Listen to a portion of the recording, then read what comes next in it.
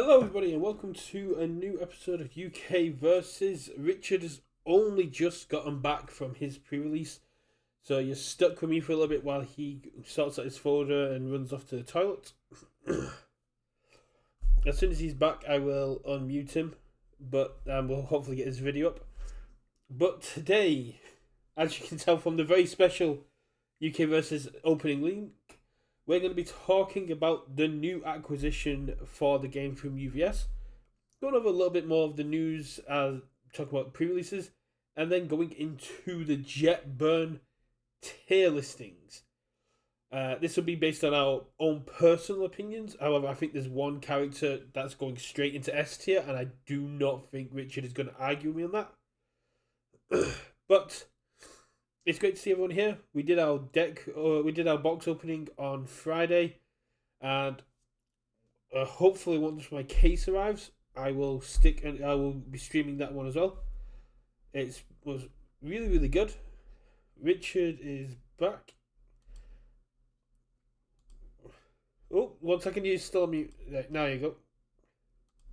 Am I all good? Yeah, you're good now. Perfect. Hello, everyone. Yeah, sorry, I've been a bit faffing around. Not been back from my pre-release very long. How did it go? Yeah, it was good.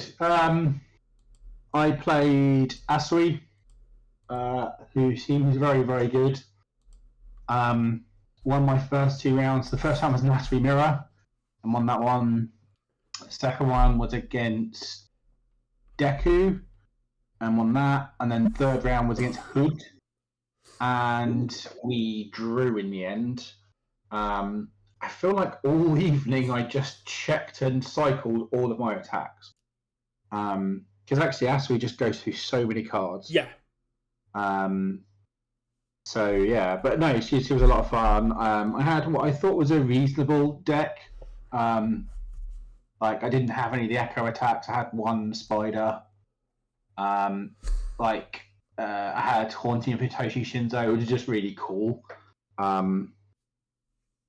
It was a really solid thing to play in sealed. I had her 2/4 throw, which worked quite well. And I had quite a lot of the reason I had the kiddie attacks and the Ryukyu ones, which are just really good stats, which is basically just what she wants. Yeah. But yeah, no, she was really solid. How many people did you have in total? We had 8. That's not too bad. No, that's really good. Yeah. And who did you pull as your XR or alt? I got a Mirio. Oh, you got the Punch of Slam. I did get the Punch of Slam, which I traded to one of the guys there who loves Mirio for a Shoto. And the boy opened Erasehead 2 as an alt, and so he played him.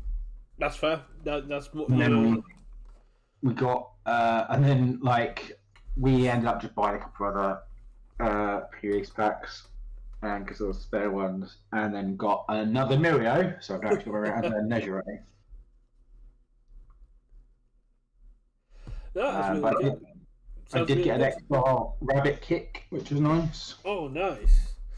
I'm sure Mirko Main in chat is completely uninterested in extra rabbit kicks.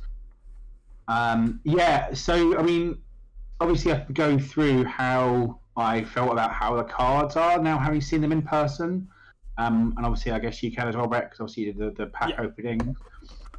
Because obviously when there was a big announcement, obviously I had thoughts, and I said I'll kind of reserve them a bit until I see things in person, right? So cardstock ain't great, I'll be honest.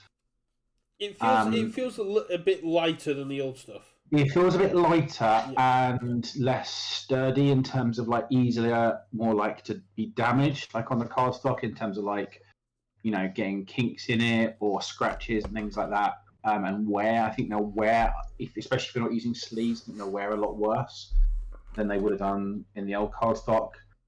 They look good, just from a purely aesthetic point of view, they look great. Playability wise, I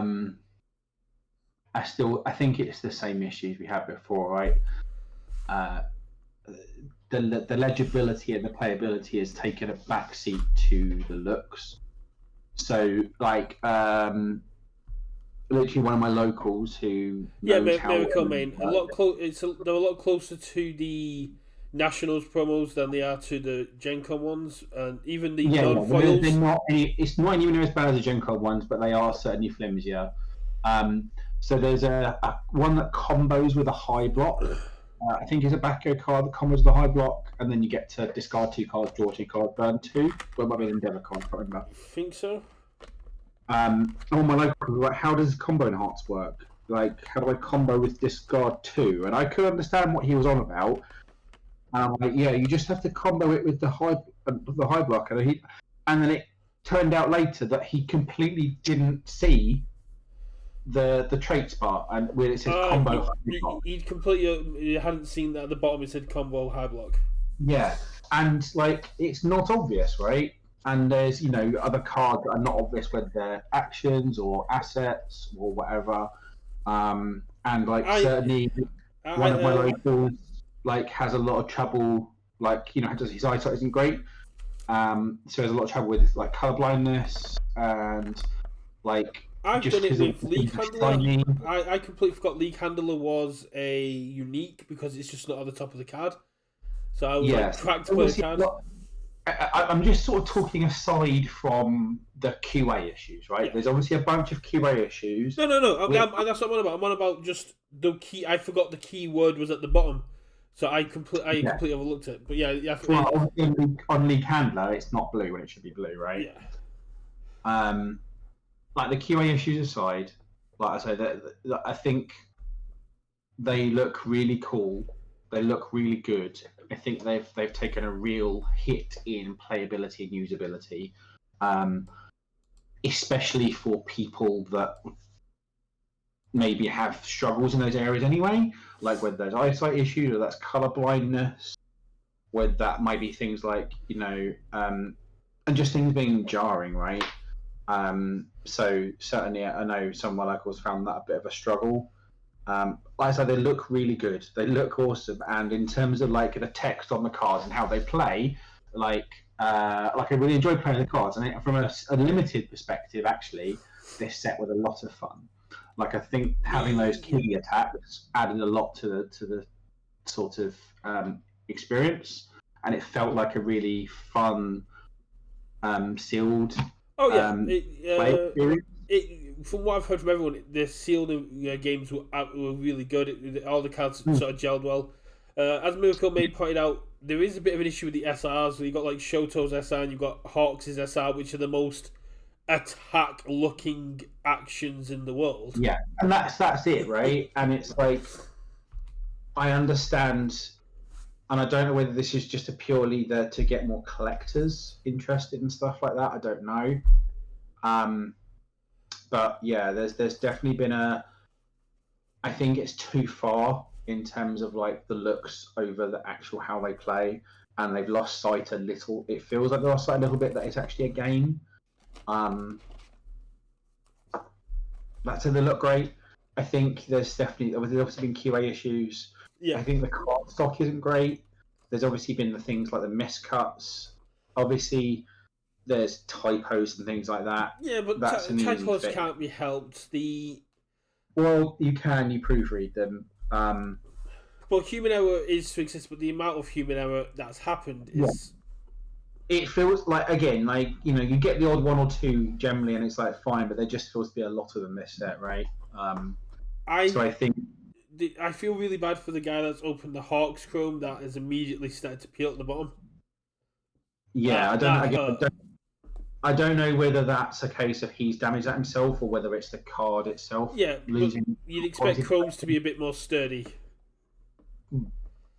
But yeah, I think it's a shame, right? The set looks really good, the character's really good, the cards are really good, and it just like right, Zane, it's supposed to be the flagship product of UVS games, right? Of UKVersus games, of like the new era. Yeah, the new brand new launching.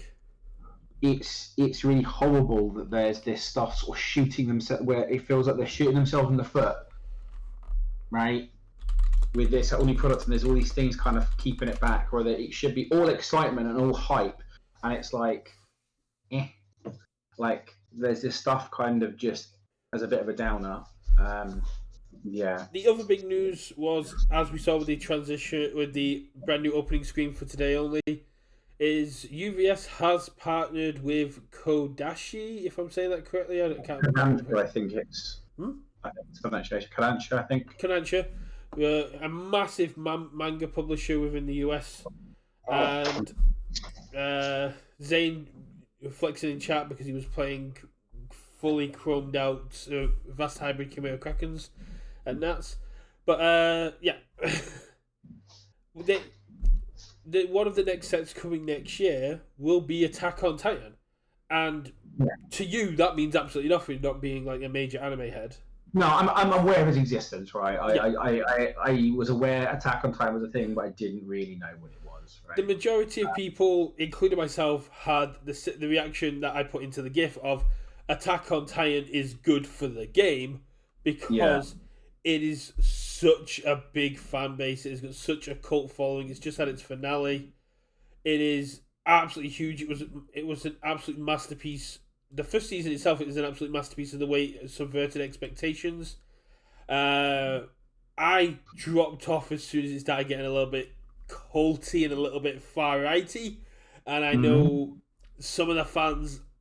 I'm more worried about the fans it'll bring in than how it'll affect the game, because there are some very radical fans for Attack on Titan. I mean, that remains to be seen, right? We'll have to see how that works out. I know, obviously, obviously a lot of people made the same comment that one of the big parts of this announcement is the fact we partnered with Kodansha. Yes. And obviously they've got a lot of IPs, right? So, and now I believe Attack on Titan, from an anime perspective, Vice has those rights.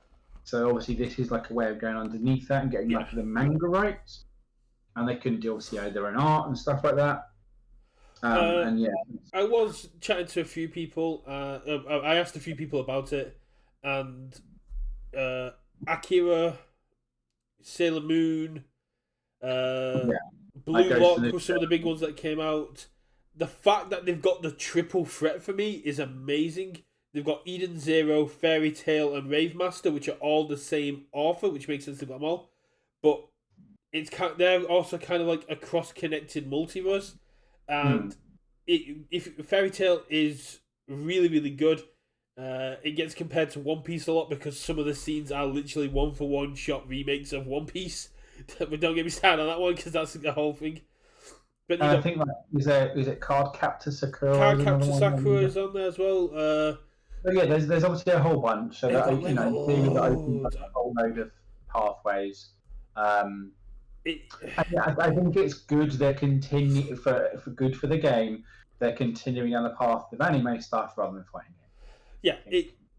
Yeah, and talking about future sets as well, we've got the Yu Yu Hakusho Dark Tournament set coming early next year, and Netflix dropped the Yu Yu Hakusho live action trailer, and it is so good. I sent it to my friend. He's done a like shot by shot pause for the entire thing, trying to look for all the Easter eggs. Everyone's pretty hyped about it. I was considering filming like a reaction thing for the channel for it because after Death Note and the backlash they got for that, Netflix have stepped up, and with One Piece and with this, they are coming out blazing with these live actions. Yeah. I'm not watching even. What can I say? I would 100%. I mean, at some point, I will continue watching like the My Hero show and finish that first, probably. If you've got time, like I watched the live action One Piece in a day. I watched them all back to back, and then Robin wanted to watch it because of the hype, so we just watched it like one a day while we were having our evening meal. And it's really good. It's a great introduction to the series, and I imagine Yu Hakusho is going to be the same kind of thing. It's just a bit more battle focused. Yeah, like I might watch the Yu Hakusho one now that we're actually getting it in the game just to understand. I binged the entire anime of that. I watched all 112 episodes. The ending was not. The ending was a little bit disappointing, but not as disappointing as Shaman King. Yeah, I mean, like, I ain't got time for 112 episodes. Like, again, I'll get through My Hero at some point. But yeah, I've not even. all of my time is now spent on Genshin Impact because of stupid Tim to get me into the game. I have not even finished season 6 of My Hero. But yeah, I was talking to Tim Keefe about Genshin because I sent him a song on there, and I might not get to take part in Tam Cardwell's event for the game because my partner might be working for Genshin Impact in London. But this is not a Genshin Impact stream. This is a UVS stream. Yeah. Anyways, yeah. But yeah, so people was a lot of fun. Before we get on I to really hope they clean stuff up going forward, right? Just been a bit. Speaking of cleaning stuff up, and before we get, and the last thing probably, because I think there was nothing else really in the news before going to tier list, is the ban list. Yeah, there have been people are now getting warnings in the main Discord for continually talking about the ban lists because. Capture should have gone. It was the freest ban ever. No, anyone who thought bans were coming this time doesn't understand UVS's thinking. I'm not saying that I do, but I did not expect any bans this time, and I'm usually off the mark. But the fact that Jetburn was coming in, to me, was like, no, they're not going to ban anything with Jetburn. It comes in, they want to give people time to play with everything. The biggest issue was having a webcam event with a $500 ticket while everything was unbanned. Because they cannot ban anything until after that event. They should have pushed that event back a week or two, let the first ban list come in, and then done that webcam event. Because there are characters that are going to clean up. That event is for them to collate the data to get it, right? So I 100% expect bans before the HLC, and that's why I'm kind of half-assing my HLC deck prep at the minute because I don't know what's going to get banned, but I assume Captured Evildoers is going to get banned. It needs to. Maybe. And we'll get into like what in Jetburn needs touching when we go through the tier list, and we probably can just get onto that if you like. Yeah, okie dokie. Capture is not fine. Mirio abuses it. Ryuku abuses it. Everyone on that symbol can now abuse it, and just is so nuts. Okay, so Toga 3. So we'll start with Toga? Yeah, we'll just go left. Right. I'm just going to update the image. There we go. Toga 3. Yeah.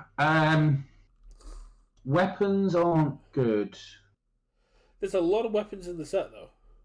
Weapons aren't good. I'm not convinced the weapons in the set make it any better. Like, she's C at best. Like, so we're talking D is rank unplayable, C is a locals deck, right? B is like a store provisional deck. A is like an RLE deck. S is it will top events easily. A is you expect it to top cut. B is it may top cut, but it's more local. C is consistent local play, and D is unplayable. Yeah, D is gone head tier. She goes in the C tier for me. Like, she's not bad. Obviously, she's going to have the Shoto 2 problem of every attack looks good when it gets +3/+2. But she has got the cards that play around that. But I could see high C, low B. She can do well, but she's very limited. She's limited to her own kit. Weapons in general aren't good. A Chaco 4, I think is probably very good. I don't think she goes in S, but I could certainly see A for a Chaco 4. Like, flip for +3 damage or speed, whatever you need. Like, readying stuff on face. Like, getting to unflip something every turn. 628 at good stats. Like I think she goes an A for me. I think Ochako should be really good. Actually. Yeah, I think the fact that she readies up foundations and allowing your Yeah. strings to go longer, I think mid A, but A. Yeah. Which is probably why you wanted to pick up the starter deck from us.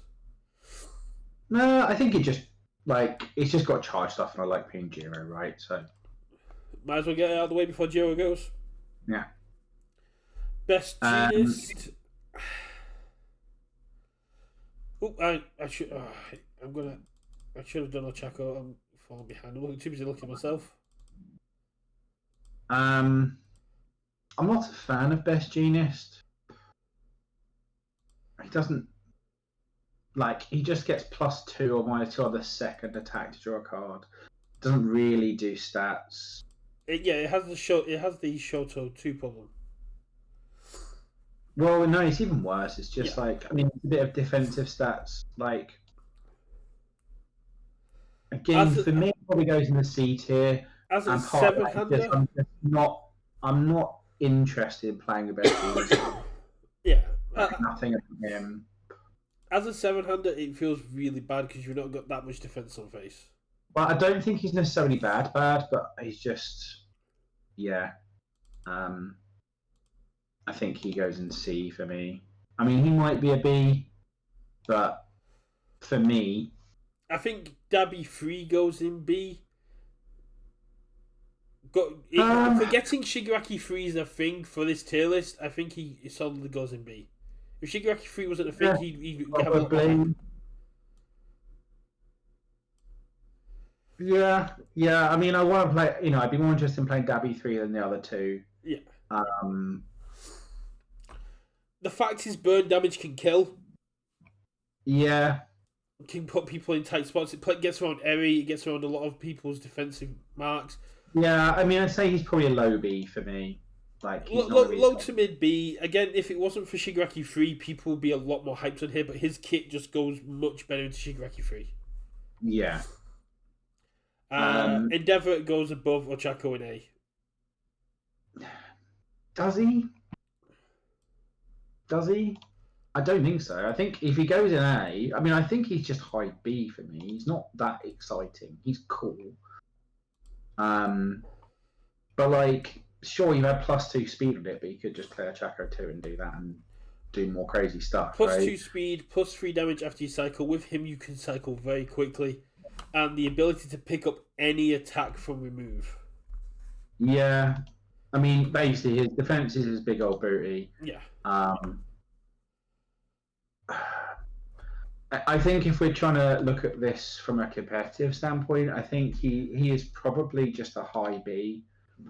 If you would put high B, I'd put high B. But personally, I think he should be in A. No, again, I don't. It just doesn't look to me like a character you want to be taking to an RLE. If I want to take out to an RLE, I'm looking at kind of A's and above. I don't see Endeavour going to an RLE off. But again, completely might be wrong. But to me, it's just there's better options to do what he wants to do. I mean, I'm happy to put him there, but it's just from my experience playing against it when I was when I was playing against Royal Crimson, who was playing the Endeavour with Hellflame Spider and stuff like that. The attacks get so fast, and his symbols give him access to so much damage pump. I mean, I can be sold in the low A, but Gentle Criminal. Yeah, Gentle's an odd one for me. He's very good, I think, and obviously he does destroy 7-handers.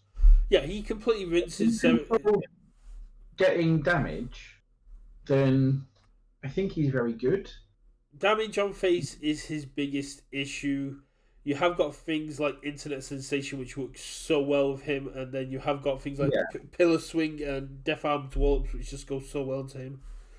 But yeah, as long as you can solve damage. Judging on him purely on his face, I think he goes between Endeavour and Dabby. He's a B. He can top, but he's not.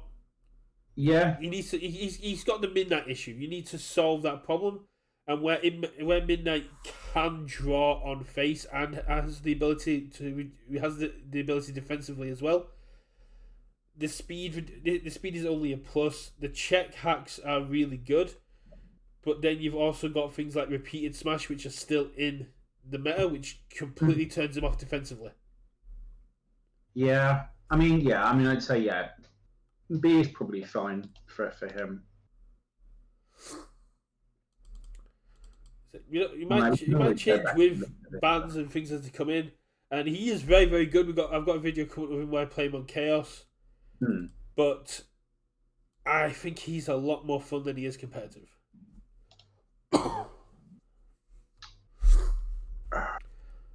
I think I want to put Hawks in C.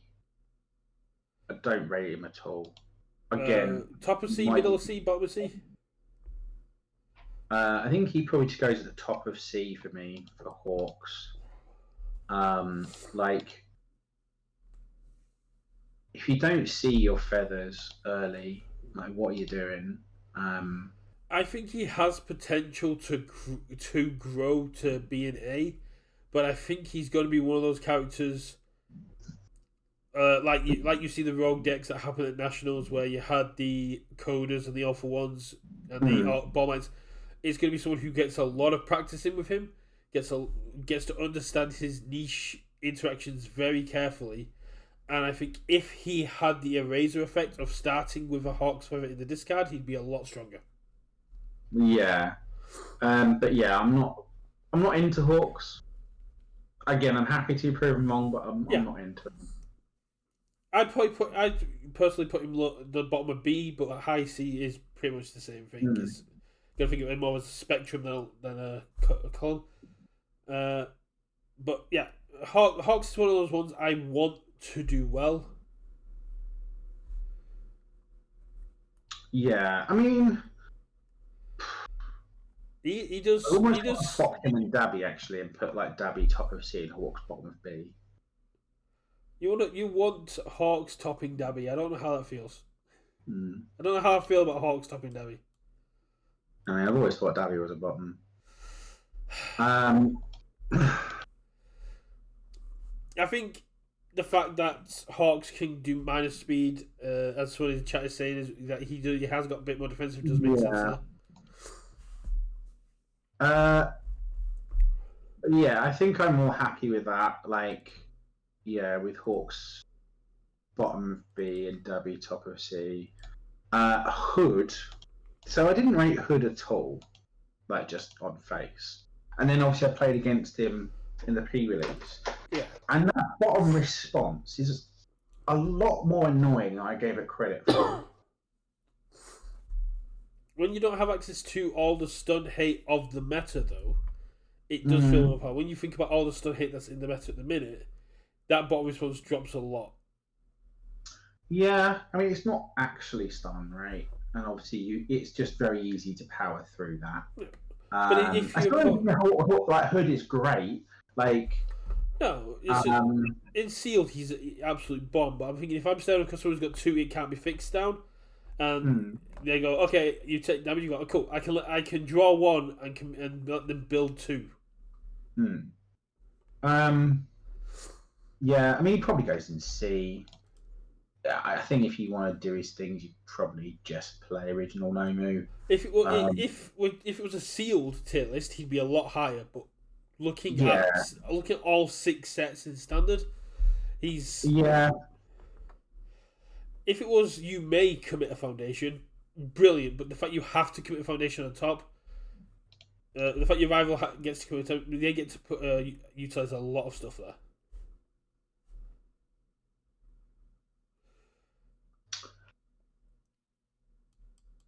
Izuku Midoriya 5.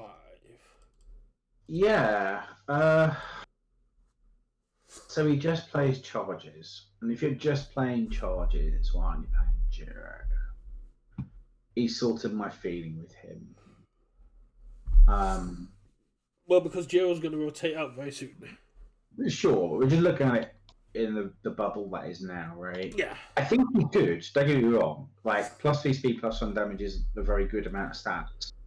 and then discarding one to maybe draw 2 or 3. Again, very good. I'd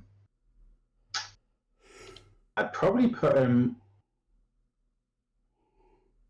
bottom of A, topish of B. I'd say bottom of A. The fact he has defensive draw is very good. There's not too many charge breakers, but being able to play these attacks from hand, and then if your opponent goes for a long string, you can then just go, I'll discard this card that I can't block with because you're playing all highs and it's a low, and draw 3 cards. Feels very good. Yeah, I'd probably put him bottom of A. Yeah, I think this is one of those things where we get everyone in the mix and then possibly change it around. This is one I'm not too sure.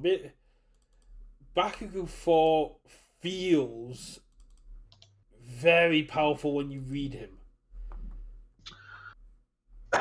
Yeah, discarding a card, clearing a card pool, they discard a card. He's very his own kit dependent though for that bottom response, right? He's 630, which is a big old fun. Yeah, 630. The bottom response, unless you're playing his attack that gives everything -1, or you're playing again, it absolutely nerfs Tokiyami because you just wait for them to give it -1 damage. You go, haha. Well, you just don't do it, right? Yeah. But forcing your opponent to discard a card against the 6-hand meta. He's probably a B for me. I think he's probably got some potential, but I don't think he goes crazy. Above or below Midoriya? Or even above Hawks? Yeah, probably above Hawks. I don't think he's better than Gentle, but I think that discard card is very powerful.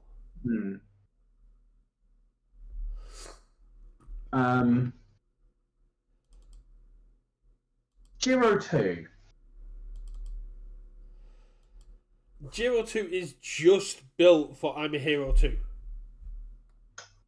Yeah, she is so kit dependent. I think she goes in A. Possibly S. I've heard good things about that deck, right? Being an actual thing. I mean, you have partly this is dependent on that being a thing. But even then, right? Okay, so of your damage you get some applesauce. Getting the speed 4 great, getting -2 speed and everything, or redeeming one of your foundations as long as the speed's 3. Again, that's a very good top enhance, right? Just outside of doing the combo. And if she runs that combo well, then yeah. I've heard there's a list running around that's sort of consistently doing it, turn 3, turn 4. I mean, if you want to make her the first S, I was thinking more in B because it's all contingent on you having. I don't think she goes in S. I think she goes in A. Okay. I think she's very good and it's a very good meme, but I'd have to play the deck to kind of get a feel for it. I'd put her at the bottom of A currently. I'd rate probably a Chaco 4 above Jiro. I think a Chaco 4 is very good. I think she goes in A. I think she's gonna be good. I haven't played the deck yet, but a 7-hander 19 with very limited, being able to reduce 2 speed on everything is great defensively, but yeah. And then she just strings hard. And she does string hard. You're not going to be turned to anyone with Jiro. No. I just feel like you're going to be wanting to sculpt, and because you're Jiro, your opponent is going to want to push you to the point where you have to use all the cards in your hand. Mm-hmm. Again, it's one of those remains to be seen, but I'm willing to gamble on her being an A. Yeah, that's fair. I think we don't need... Because you can just play it on life, right, or water and have all the defense. Yeah, as Miracle May says, surviving is going to be the hardest part of Jiro. Going second as Jiro 2 is going to be an absolute killer. But like, Carson did it a lot as like, the 19 health Todoroki. Yeah, Sure, but cancel very 19 health like, Todoroki has cancel an ability on face and sure, isn't but not limited to the I guess it's a kits. case of looking at that in like compared to -2 speed on everything. But you're also looking at a very defensive kit from Carson that gets stronger as the game goes on. Whereas with Yeah, but Jiro, why your don't you kit just do isn't. that? Why aren't you doing that in Jiro and just like, okay, I don't actually need to like, I don't need to connect for damage. Like, I can just build up at my applesauce counters off my foundations and stuff, and just poke and do things and not care. And eventually, I'm going to win. Like, you could play that kind of Carson water defense build and just say, I'm going to get 1 or 2 a turn. Eventually, I'm going to get to 25, and you're never going to kill me. Like, That you could do the similar thing, right? you can. I just don't think Jiro on face can handle the same as Todoroki. But Maybe not. I But mean, like, I again, it's a cancel versus -2 speed on everything. that I got don't know. -2 speed on everything's pretty good. yeah. I mean, we've seen a Razorhead -2 speed can absolutely dominate. Mm-hmm. But you can do it on anything, and then sealing a foundation ready keeps you more defensive. I think the only person you've got a big issue with that is if you're coming up across a Shoto 4, because if you're sealing all your foundations already, then Shoto just laughs. Yeah, no, but they only seal them ready on your turn, right? Is it? Well, yeah, you're likely to give it -2 speed on their turn and then seal them ready on your turn, right? So Fair. is likely the play pattern there. Ryukyu goes in S. Yeah, I think Consistently being able to do above 20 damage turn 2, no matter how many foundations you've got, is absolutely insane. Being able to draw. she's definitely the boogeyman from this set. There've been some rumblings of her that it might be a little bit overrated. But being I able think to draw out of what 14, well, maybe even like being able to draw out of 16 of your 20 attacks is insane. Being able to draw from 4 of your foundations that has 0 cost is insane. Being able to do it defensively is insane, and just being able to chuck 4 damage on anything is also insane. The fact that she can then do the Ojo thing of picking stuff up as a combo ability from her attack and has access to capture evildoers. Yeah, she sets Echo up just from their first attack. Ryukyu is going to be everywhere at the minute. Yeah, Zane is saying in chat. I don't think it's consistent as people give it credit. Yes, I think it lacks a bit of consistency. If you run a tight 50 on Ryukyu, you're gonna see at least a few of your key pieces turn 2. Yeah, so I think she goes in S. Like, I think she's going to be one of the players. I don't think it's going to destroy the format. I don't think it's going to destroy the format, but it's going to make games a lot less fun.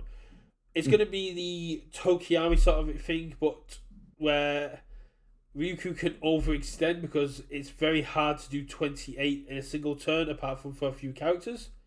Yeah, it's a bit Ojiro Tui, right? Yeah. With probably less consistent Ojiro Tui to an extent. And I'd say more consistent because you had to run an even amount of attack zones to trigger Ojiro 2's pickup ability. With Ryukyu, you just need blank attacks, so you are losing out on enhances, but being able to draw off every attack you play is nuts. You do have 6-hander problems, but Ryukyu just laughs at them. Yeah. Again, it lacks a little bit of consistency, but again, I think it's going to be there. My main thing is, just like Gentle, she'll shred 7-handers, and the 7-handers are pretty much the only ones who can do 28 to her on turn 2, turn 3. If you can't one-shot her, the longer the game goes on, the stronger she's going to get, and the harder she's going to be to deal with. Yeah. Todoroki 4. I love Shoto. I've not played any games with him. I want to put him in A, right? Just sealing all of your opponent's best pieces, like defensive pieces, and then giving effectively almost like Ojiro 2 stats seems good to me. I've played against Yeah, it on Def. I think Fire and Water are also very strong, but Def having access with to think at the minute to things like Erase, just allowing you to get those extra stats from Sealing. hmm You've got Irrefutable Force of Nature on Fire and Water. You've got a lot of stuff you can do that can like seal. he's got Providence burn symbols. That's always a plus for me. Promise symbols. Yeah, he's got ways to get the stats. I think the stat ramp is a lot harder though. I think the fact he's only once per game on his seal ability, well, once per turn site and his seal ability, is a lot Yeah. harder. Mirko, main, how your opponent cuts a deck can really change a match, oddly enough. So if what you're saying is true, then either you're stacking a deck or your opponent's stacking your deck. It's just it should just be random, therefore it shouldn't make any difference. Anywho's, I want to put him in A. I'm a believer. I might be completely wrong, but I want to put him in A. Probably at the bottom of A, but just turning off their release, turning off their turning off decoy, turning off broken psyche, turning off release. yeah. Just being able to seal any of the threats. We got a video coming up where I played Asui 3 into Shoto, and I had release, petty squabble, broken psyche, and decoy duplicate down. And before, I was playing against on Def. Yeah, playing against Shoto on Def, and I just all those foundations got sealed ridiculously quickly. Yeah. Decoy got sealed first. Then the first enhance was response seal decoy, response first enhance seal broken psyche. Then I lost release. Then I lost broken psyche. Then I lost petty squabble. Just a lot of. If you draw hot with Shoto, it's very hard to stop. Yeah, I might be completely wrong. He might be bad. He might be really, really good. I'm a believer. I think I want to put him in A. I think he's got potential, but I think he might get overshined by the other people in his category. Yeah, quite possibly, but he just does put like Ojiro 2 stats on things. So I think Asui 3 belongs at the top of A, even possibly low S. Oh, I'd put her below Ryukyu in S. I'm a big believer in Asui 3. Like I was a believer in her reading her on face and then playing her in sealed today. She was really good. But yeah, being able to draw a card on face, damage on face, being able to kick a card from your card pool? Yeah. I don't think I did that in my games because I'm an idiot. Discard one card, discard one card pool. And you've then also got the response of after an attack is blocked, ready up this card. Just absolutely beautiful. Yeah, and obviously her top enhance doesn't say your turn, right? No. So you can just draw cards on defense, and it's like, I'll block, or you block, commit with her. Cool, already. Yeah, she's very versatile, I think, and this was obviously just with nonsense from my sealed pool. I think with a deck actually, how much you can abuse petty squabble in her is also insane because there are lots of foundations that require you to discard cards, so being able to just go commit, draw 2 because I've got no cards in hand, discard 1, clear 1 from my card pool, block, ready up, commit, draw 2. Fearless Frog, change the zone to the other card in my hand, block, ready, draw 2. Yeah, there's a lot going on with her, right? I think she has a lot of potential. I think she should be very good. Hence wanting to put her in S. I think she belongs there. Stun in this format, stun has always been an issue. The amount of cards that turn off stun is absolutely insane on some symbols. It is a keyword that gets a lot of hate, and some people just don't bother using it anymore because of how much hate there is. But if your opponent, it's very strong if your opponent's not prepared for it. With stun, either you go, it's an all or nothing thing for me. Either you just play a lot of stun and you kind of power through whatever they've got, or you don't bother. You can't just kind of blink and plop and stun unless they've got no hate. But I think it's like you either go, it's an all or nothing thing for me. But even when set one goes out and you lose things like it can't be fixed and resistance, it's still going to be an issue. I know evil decks are now running gas cloud just because it's got that it's anti stun. Because of how many of the good cards have stun, people want to shut that stun down and go, if you stun me, you're going to get punished. Yeah, I mean, Gas Cloud to me is the stun hate I don't like. It's like, cool, I'll take 2, but it doesn't matter because I'm killing you this turn. Right? Asui I think is very, very good and belongs in S. Asui is very strong on all of their symbols. Not being keyword locked is a big improvement for this one as well compared to the previous Asui, like Asui one. The health total is really nice. I'm a big fan. I'm a big fan of this Asui. Kami. Being able to turn anything into a throw seems really good. I think she goes in C. I'm not a Kami believer. I might be completely wrong. Whereabouts in C? Probably at the top of C. She's good. She's strong. She's just very bland on face. Yeah. So Zeltan is actually killing people with Asui. Yeah, I haven't looked at her from a constructed perspective. I haven't built decks with her yet. This is just like gut feeling with it more than anything else, and just obviously having played her in sealed and getting an idea from there. You kill with Asui the same way you kill with any Chaos and Air deck. Indiscriminate shock. Yeah.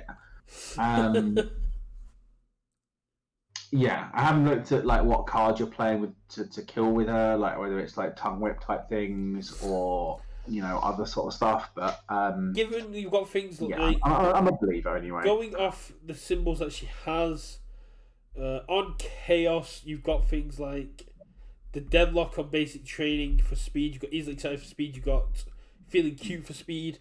She does damage on face, so running things like Dark Shadow Ruin is a lot easier on Asui than it is on Midnight because you've not got as much damage pump. You got so much more speed pump on these symbols because the characters usually have also do speed.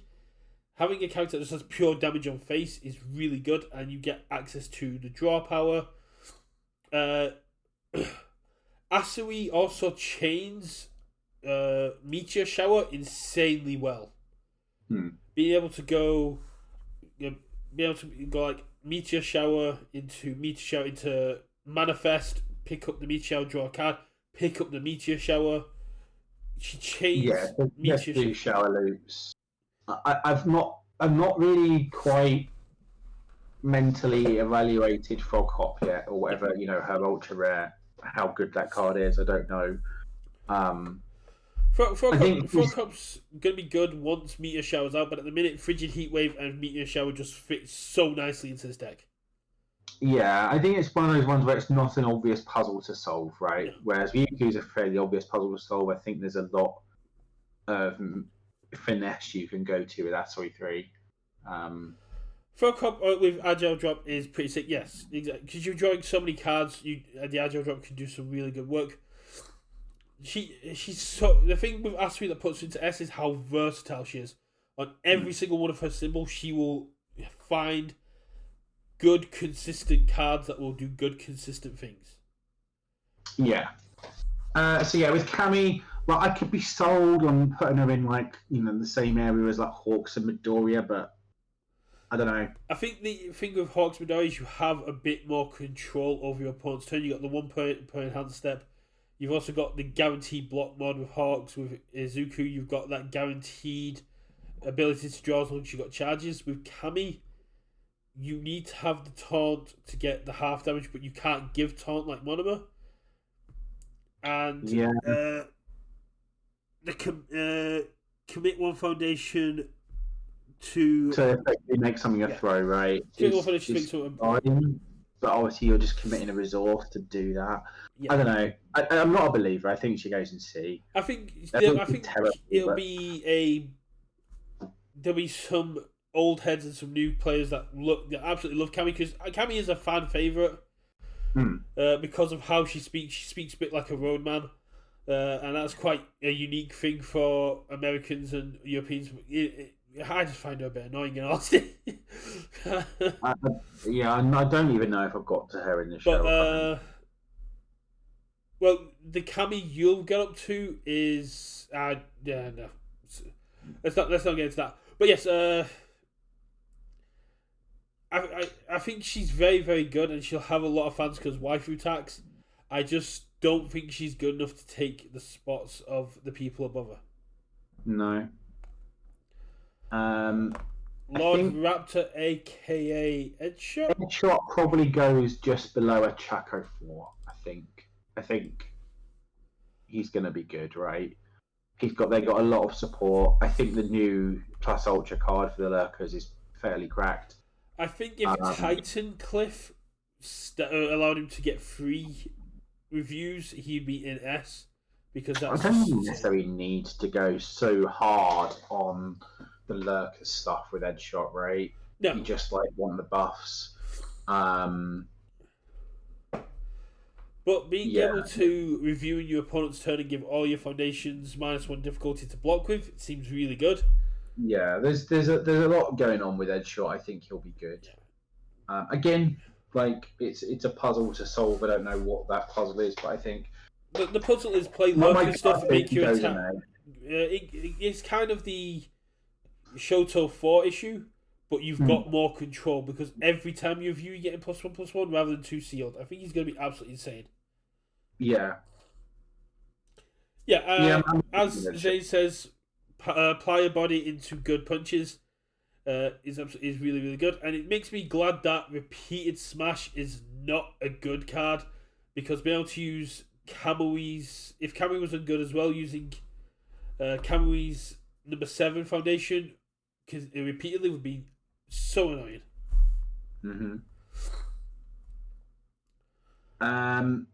Inasa, I think he's good. I don't know if he goes in C. My gut says he goes around the sort of gentle endeavor thing where there's potential there. Probably between gentle and Bakugo. He's sort of in that not sure sort of area. That's fair. I mean, he does utilize his kit quite well. He is a big beefy 29.6. And destroying one, refresh one is a very good enhance. Especially when you've got symbols that match up with things like learning to harden and other cards that allow you to utilize the destruction. Yeah, like Grenadier Braces, he gets to play on death, right? Yeah. Does he? Does he? I don't think he shares a symbol with the Set 5 SR action. The Fat Gum Kirishimon. Oh, Sword and Shield. Yeah. The Spear and Shield. I might have air, but I'm pretty sure he's not on the same symbols. I thought so. I don't remember what Spear and Shield has actually. Because that it's a first enhance, but if you do it at the end of a string, you could get some serious damage off Inasa. Spear and Shield. Oh, it's got death. It's got death. So with Grenade Braces and Spear and Shield, Inasa could do a lot of damage. Yeah, Death, Earth, Fire. There you go. Spear and Shield Inasa.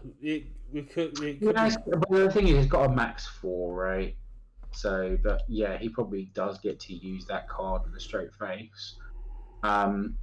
Yeah, I mean, that's sort of where I want to put him. Kamui Woods, honestly, he just bores me looking at him. He is a boring, methodical card, but he's the kind of card that players like Garrett Brett, Tim Keefe, Jose are going to absolutely abuse. to be for me, bro. Like he's in the sort of Hawks, Midoriya, Bakugo tier. Not He interested. goes much higher than that. In the game that we've got coming out, my opponent got to 41 health. It's fine. Just kill him. But if they're playing defensively, just waiting to get to like poking and reviewing, and just getting the kind of recovery goal thing, but they've got that max health to back it up because it has got good. There you go. Camry has got good. Has got access to all these health gain cards. Has got same with Earth, same with Life. You've got all this health regeneration you can do. You can just sit there going, okay, you're dealing me damage, but I'm still in the 20s because I'm still being able to heal. I'm still being able to get around what you're doing. You need some big finisher card, and if you also then need that big finisher card to hit. Yeah, I mean, I'm not a believer, but like I can also very much believe I'm wrong. I'll put it above Hawks and Bakugo, but for me it goes in A. I fully believe.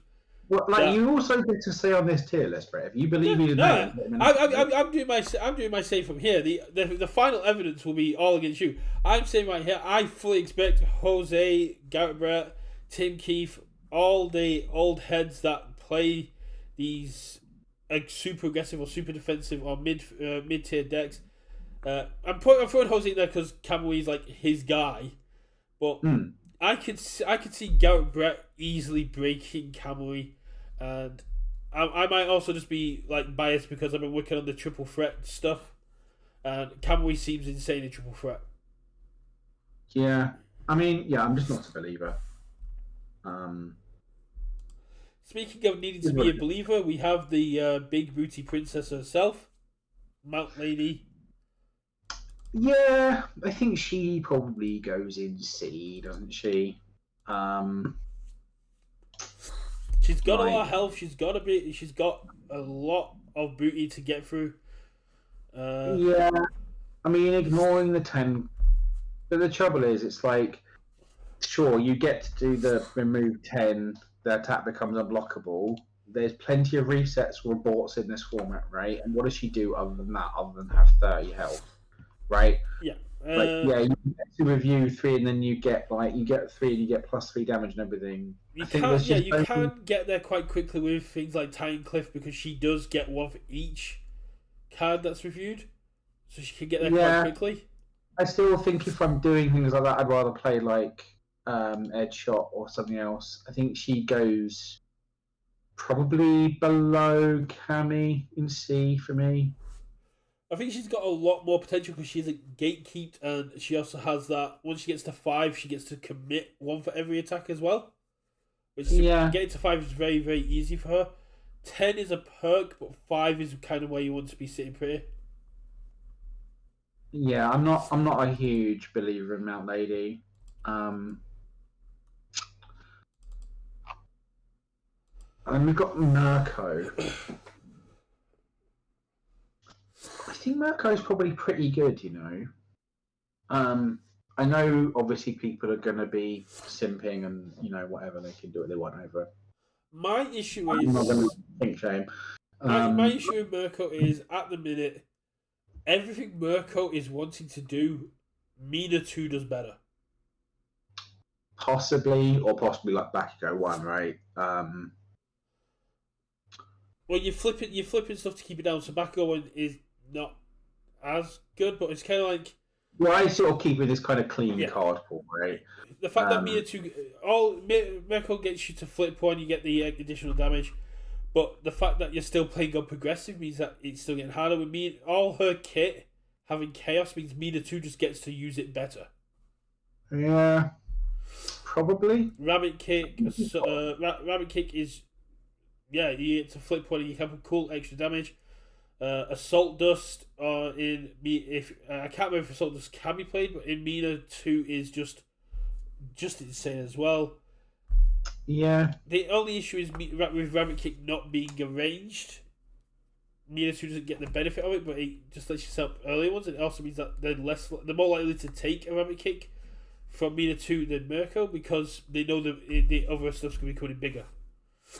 Yeah, she really, like I say, what Mirko is saying in chat, she really needs things like forcing surrender, right, just to kick those face down and stuff like that. I want to put her in B, maybe.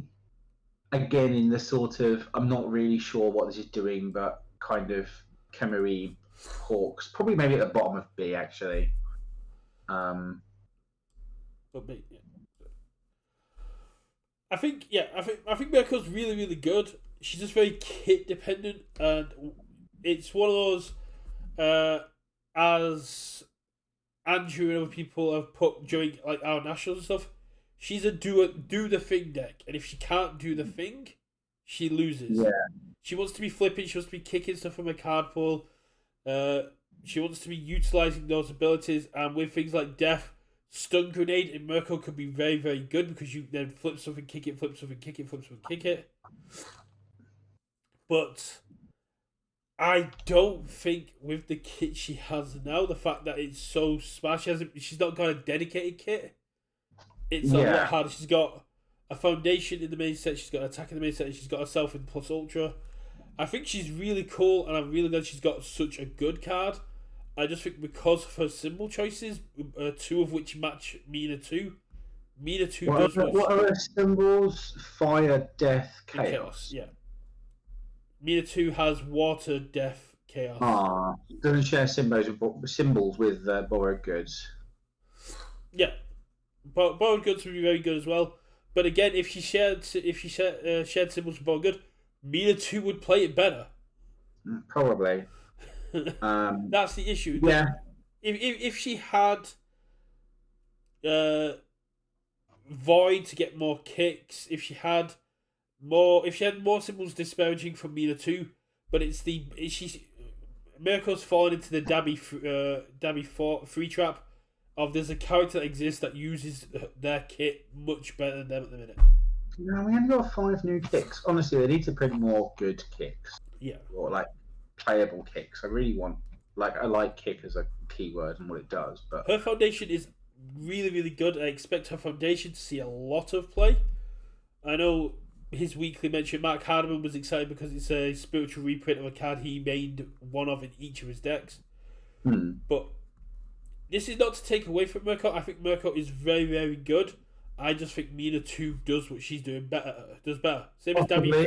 I wouldn't say she's very, very good. I think she's sort of playable. I think in that B area. I think she's going to be a lot of fun to play at locals. I do not expect many people. I think Sims will still bring her to our release, and I think she will get do well at our release just in like pure numbers because people have been so hyped waiting for her.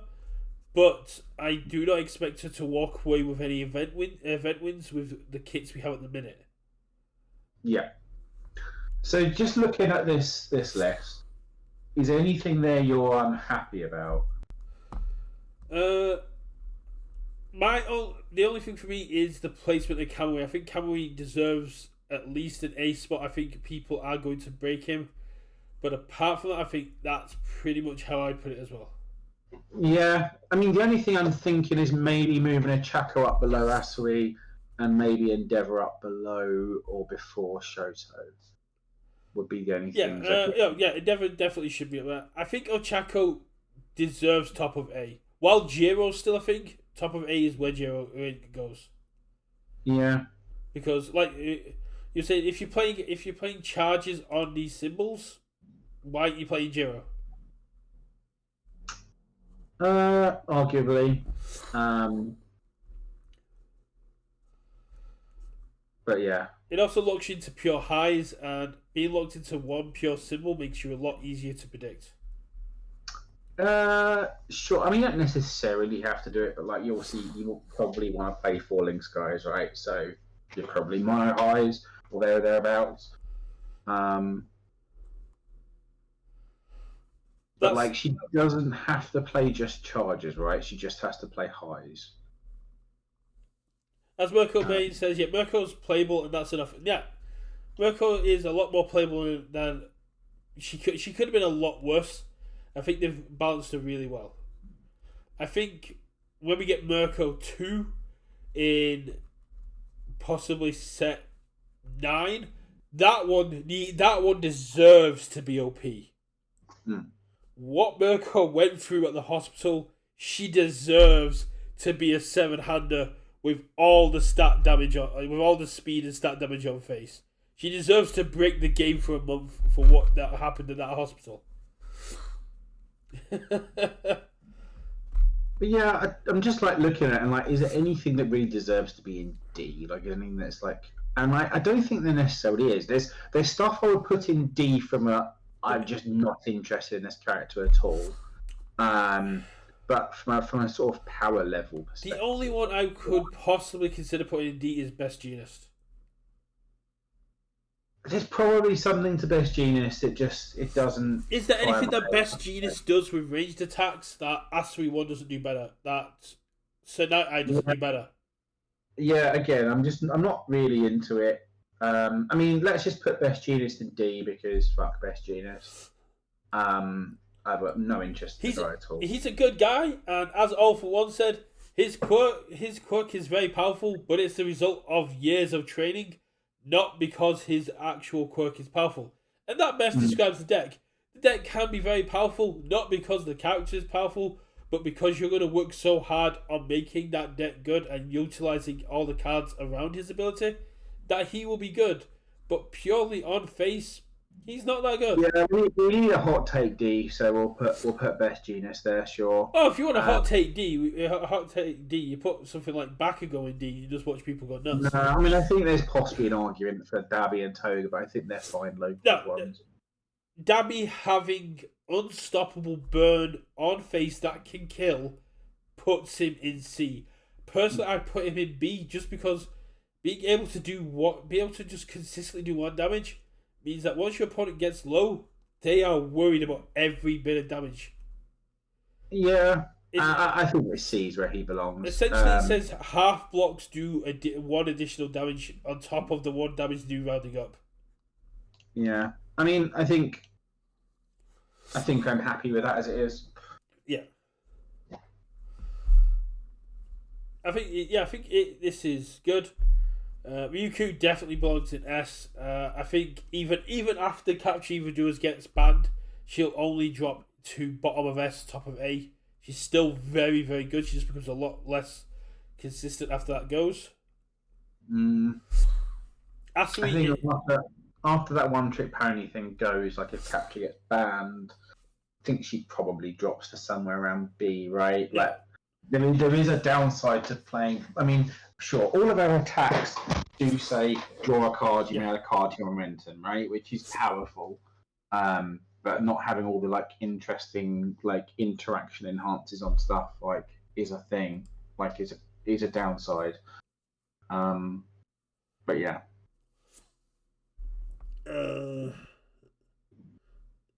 Double denim ranked D rank, yeah. The denim rank. D is now the denim rank. But yeah. I think once Capture Evildoers goes down, I think Ochako, Asui, and Edshot become the most powerful in the set. Yeah, I mean, again, like the Jiro deck might be a monster, she might go up.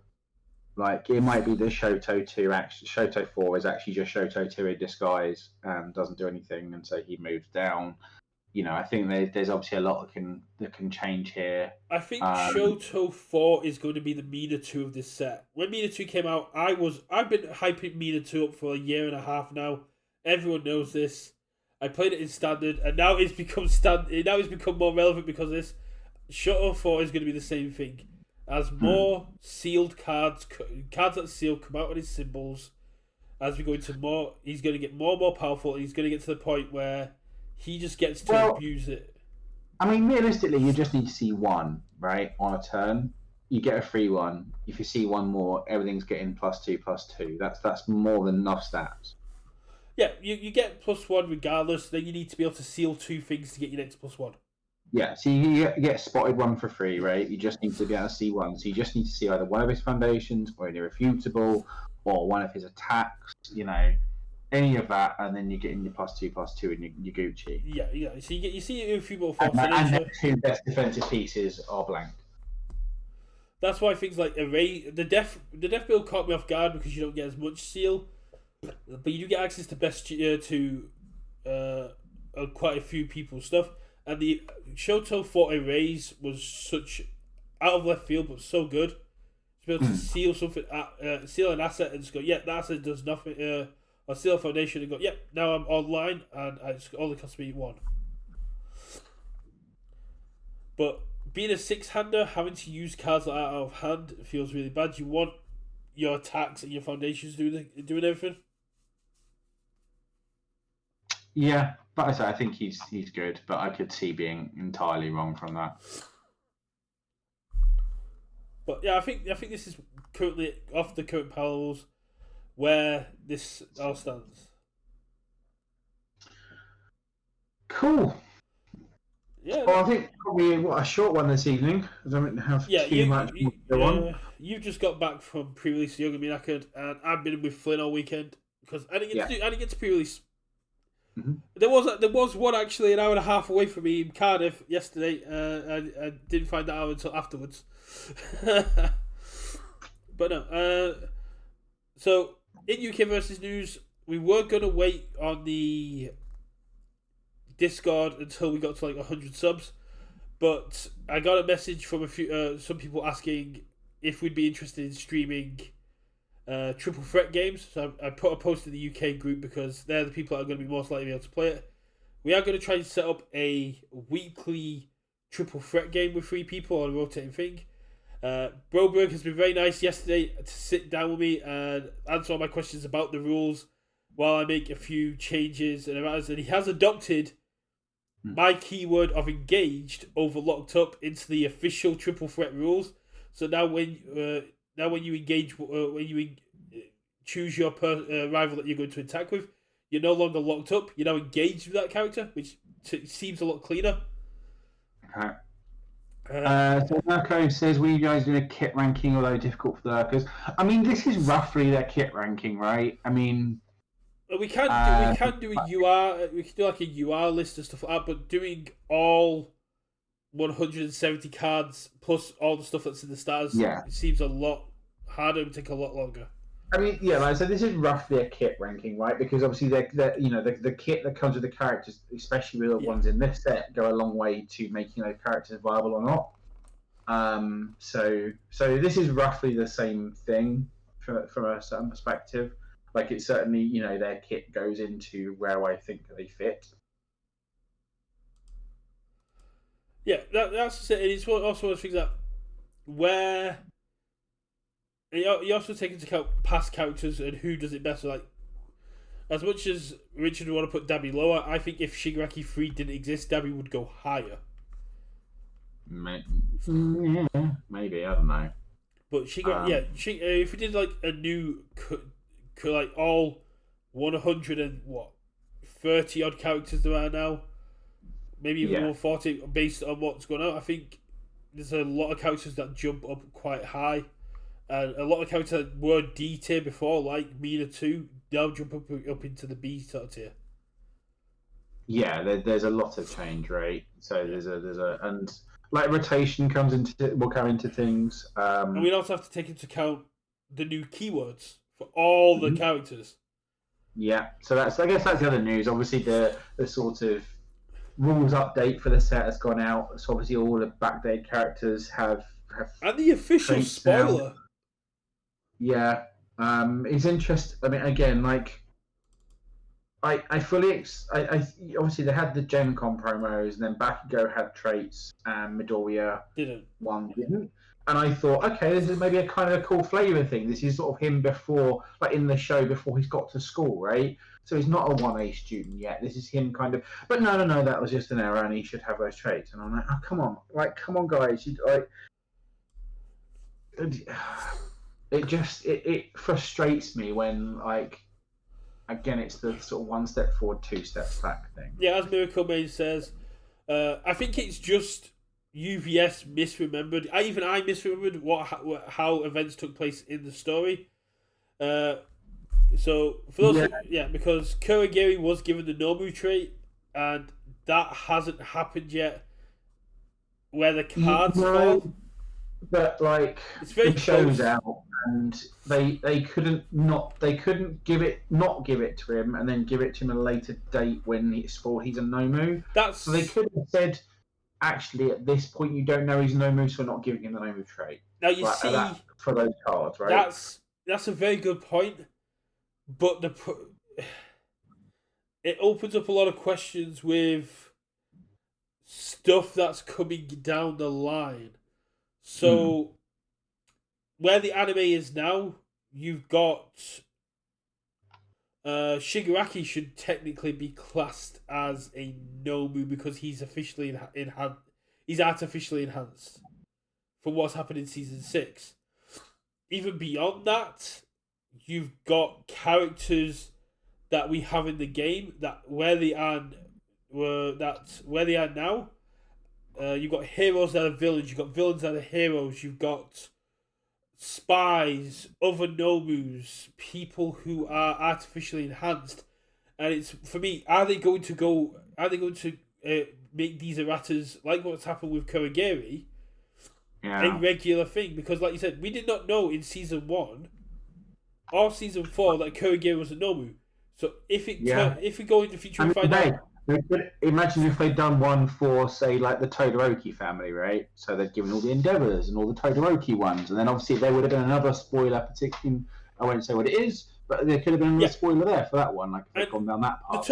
With the Revel in his Masterpiece having a Todoroki enhance, making Todoroki a trait would make a lot of sense, because you could then you could just get rid of you could errata the Endeavour bit out of it and just make Endeavour a Todoroki. Mm-hmm. You've then got Shoto who has access to it. You've then got other characters who have access to it. There are other characters that will be coming along, but it's one of those things that I as much as I like the fact Kurogiri has been given a Nomu trait, I don't think he should be given it. I think the card should be printed as the information the audience has at the time. Yeah, maybe. So a minor spoiler for what's happening in the future, but it has no impact on the overall story, is during season 6 we have the jailbreak arc where the villains escape from prison. There's only one prison that the people do not escape from, and that is Gentle's prison, because when the villains break in and they release all the prisoners, Gentle Criminal is so inspired by what Deku did for him and what Deku said to him, he overloads his quirk to keep every single prisoner locked in their cell. And the heroes show up to Gentle pretty much like at death's door, having kept every single one of those prisoners locked up. And so he should, under the rules, have the hero tag, because that is a heroic action. Yeah. Right. So Mount Lady has the giant character trait. Yes. That's an odd one. I think that's going to be... I think Godzilla also has it. Oh, okay. Is there anything else that has it? Not yet, but I imagine Gigantomachia will have it. Yeah, again, that's probably like a forward-thinking thing, right? Rather than necessarily anything My Hero related. Yeah, it's one of those things that if they in episode 1 of My Hero Academia, if they wanted to bring in the villain that Mount Lady takes on there, which is a big guy, if they wanted to bring him in as a character, they could do it.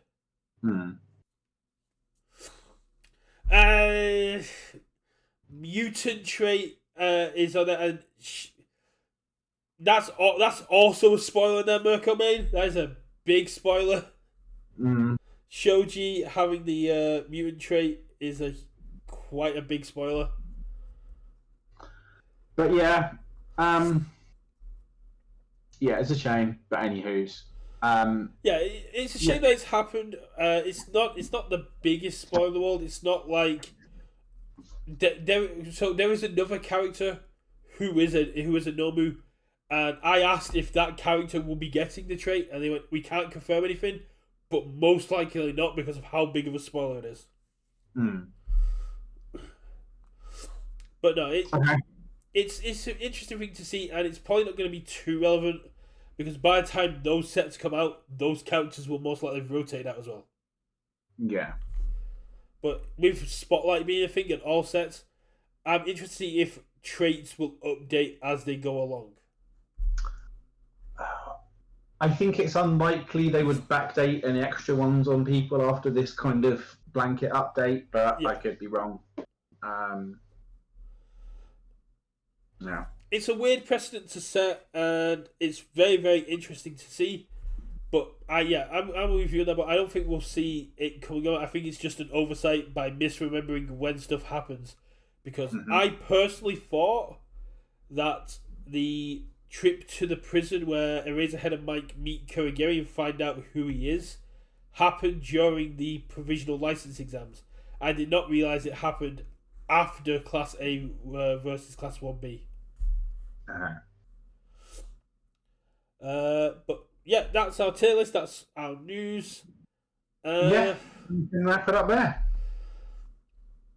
Yeah, wrap it up here. I'm not quite sure what we're going to be doing next week because we're kind of like now properly into the off season, and with the release, we'll see about getting a guest on or possibly talking about triple threats and other stuff coming in the future. Or looking at making a deck that one of us might want to play at the webcam release. We've got lots of options. I'll speak to Richard throughout the week. Yeah, we'll come up with something. Obviously, if you guys got any ideas for what you want to do or see us do them, feel free to drop us a line. Obviously, if you're watching on YouTube, thanks so much for watching. Obviously, everyone in chat, thanks so much for watching. Obviously, do all the things. So, like, comment, subscribe. It really helps. It's really cool. But thank you very much. And yeah, we'll catch you all next time. Goodbye.